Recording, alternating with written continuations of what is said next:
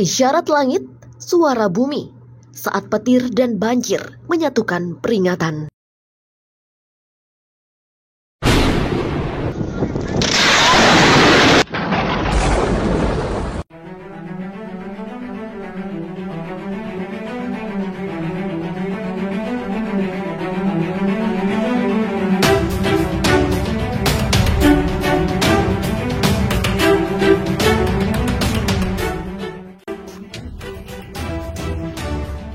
Fenomena alam ekstrim di Bali, ribuan petir dan hujan ekstrim picu banjir bandang. Pulau Bali baru saja mengalami rangkaian kejadian cuaca ekstrim yang menyita perhatian para ahli meteorologi. Dalam rentang waktu 8 hingga 14 September 2025, tercatat lebih dari 18.000 sambaran petir melintasi langit Bali, bersamaan dengan hujan lebat yang memicu banjir bandang di berbagai wilayah.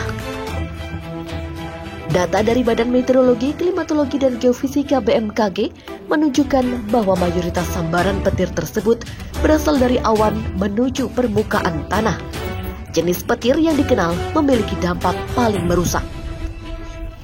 Secara rinci, dari total 18.503 sambaran, sebanyak 15.979 kali merupakan petir tipe Cloud to Ground atau CG, yang terdiri dari 5.857 sambaran bermuatan positif dan 10.122 sambaran bermuatan negatif. Sementara itu, petir yang terjadi di dalam awan atau intracloud atau IC tercatat sebanyak 2.524 kali. Kabupaten Tabanan menjadi wilayah dengan intensitas petir tertinggi, yakni mencapai 8.265 sambaran. BMKG menduga tingginya aktivitas petir di sana terkait dengan pembentukan awan cumulonimbus dengan jumlah besar, jenis awan yang seringkali menjadi pemicu petir dan hujan lebat. Meskipun dari segi kepadatan wilayah, jumlah sambaran per kilometer persegi, Bali masih masuk dalam kategori rendah, akumulasi petir yang besar tetap menandakan adanya dinamika cuaca yang ekstrim. BMKG menegaskan bahwa kondisi ini menunjukkan pentingnya kewaspadaan terhadap potensi bencana hidrometeorologi. Fenomena petir ini berlangsung serentak dengan curah hujan luar biasa yang melanda Bali, terutama pada 9 dan 10 September. Dalam sehari, hujan tercatat mencapai 380 mm, jumlah yang umumnya terjadi dalam sebulan penuh. Kombinasi antara hujan ekstrim dan aktivitas petir tinggi menyebabkan banjir bandang dan tanah longsor yang melanda 7 kabupaten kota, termasuk Denpasar, Tabanan, dan Karangasem. Gubernur Bali Wayan Koster menyebut peristiwa ini sebagai salah satu bencana alam terbesar dalam sejarah Bali dalam 70 tahun terakhir. Setidaknya 18 orang meninggal dunia, sementara 4 lainnya masih dinyatakan hilang hingga masa tanggap darurat diberlakukan. Fenomena ini menjadi pengingat akan pentingnya kesiapsiagaan menghadapi perubahan cuaca ekstrim yang semakin sering terjadi.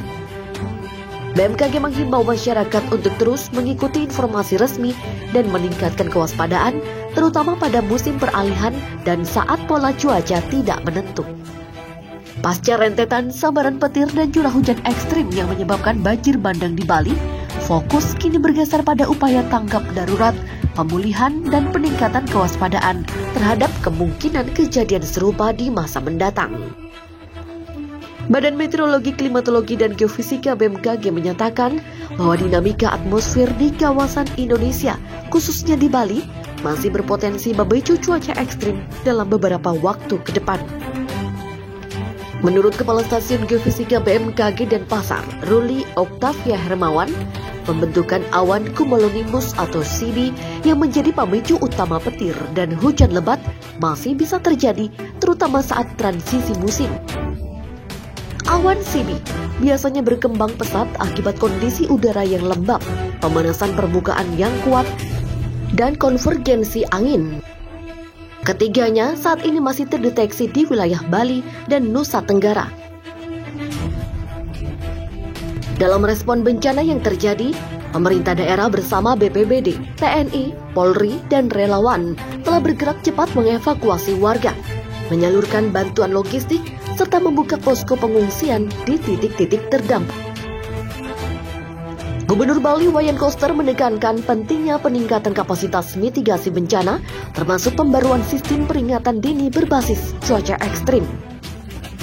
Fenomena 18.503 sambaran petir yang tercatat di Bali tidak hanya menjadi catatan angka semata, tetapi juga menjadi peringatan keras bahwa teknologi pengamatan cuaca harus dimanfaatkan secara maksimal. BMKG menggunakan sistem Lightning Detector Network atau LINET untuk memantau secara real-time aktivitas petir di seluruh wilayah Indonesia.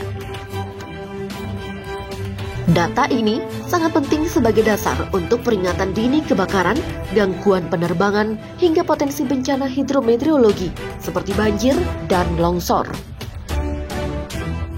Dengan dominasi sambaran petir dari awan ke tanah atau cloud to ground yang terbukti paling berbahaya, masyarakat dihimbau untuk tidak mengabaikan suara guntur maupun kilatan cahaya, terutama saat berada di ruang terbuka atau dekat dengan pohon tinggi dan menara.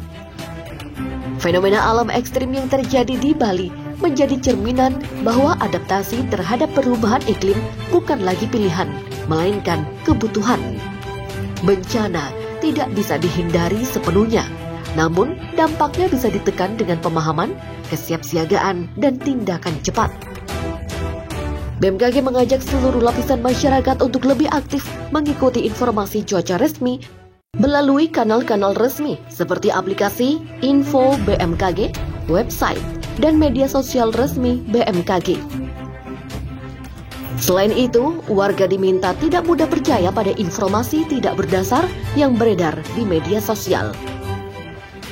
Kedepannya, kolaborasi antara pemerintah, masyarakat, dunia usaha, dan media sangat dibutuhkan untuk membangun sistem peringatan dini yang tangguh serta budaya sadar bencana yang kuat.